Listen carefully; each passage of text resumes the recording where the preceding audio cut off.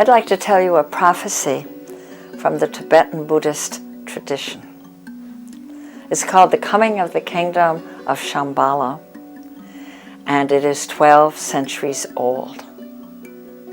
This is a particular version of the prophecy embedded in the Kala Chakra Tantra. And it was given to me by my dear friend, Dharma brother, Dugu Chogyal Rinpoche of the community of Tashi Jong in India. When I heard it, I realized that the term Shambhala Warrior is a metaphor for what in Buddhism is understood to be the Bodhisattva. The Bodhisattva is the hero in the Buddhist tradition. And because the core teaching of the Lord Buddha is the radical inter-existence of all things, if one person has the capacity to be a bodhisattva, then others do too. So let me tell you this prophecy. I'm going to aim it at the bodhisattva inside you. Listen to it as if it were about you, as if you realized it were about you. And I'm giving it to you pretty much in the language I received it from Dugu Chogyal Rinpoche.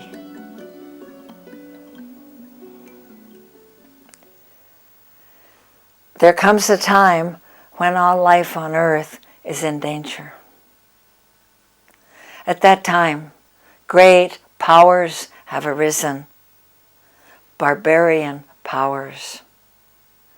And although they waste their wealth in preparations to annihilate each other, they have much in common. And among the things these powers, these barbarian powers, have in common are weapons of unfathomable devastation and death, and technologies that lay waste the world. And it is just at this point in our history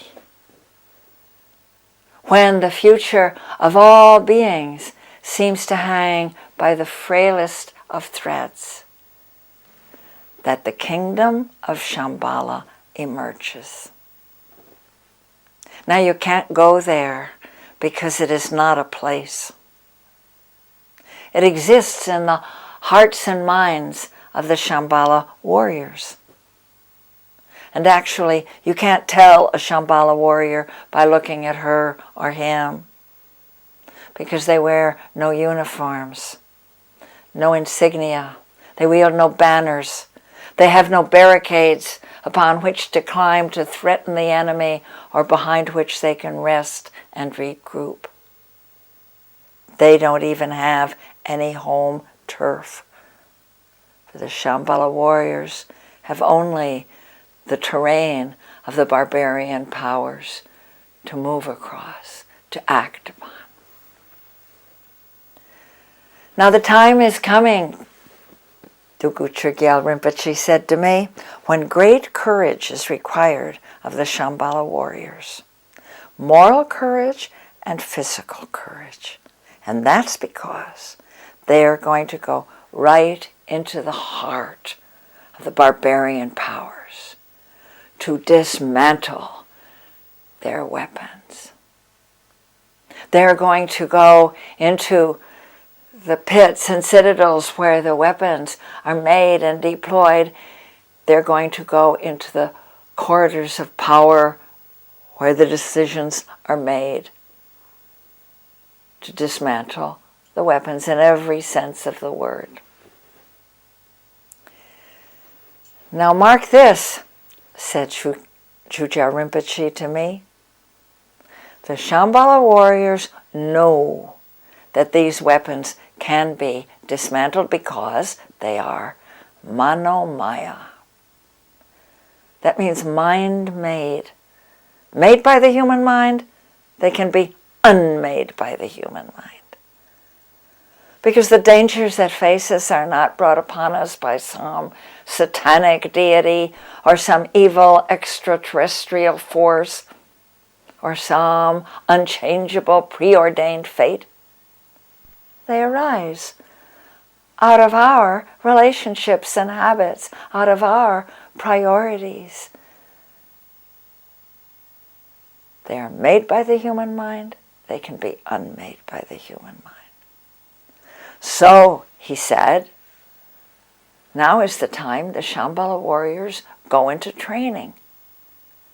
How do they train? I asked. They train in the use of 2 implements, he said. Actually used the word weapons. What are they? I asked. And he held up his hands the way the dancers hold the ritual objects in the great Lama dances of his people. And he said, one is compassion, and the other is insight into the radical interdependence of all phenomena. And you need both, he said. You need the compassion because that provides the fuel to move you out where you need to be, to do what you need to do. And it means not being afraid of the suffering of your world. And when you're not afraid to be with that pain, then nothing can stop you. You can be and do what you're meant to. But by itself, he said, that implement is very hot. It can burn you out. So you need the other. That other tool, the insight into the radical interconnectivity at the heart of existence. The web of life, our deep ecology. When you have that, you know, he said, when you understand that, then you know that this is not a battle between good guys and bad guys. You know that the line between good and evil runs through the landscape of every human heart. And you know that we are so interwoven in the web of life that even the smallest act with clear intention has repercussions through the whole web beyond your capacity to see. But that's kind of cool, he said. It's maybe even a little abstract, so you need the heat of the compassion. That's the prophecy. And if you've seen Tibetan monks doing chanting with the hand gestures, the mudras moving, likely as not, they are dancing the interplay between compassion and wisdom, which is there for each one of us to embody now in our own way.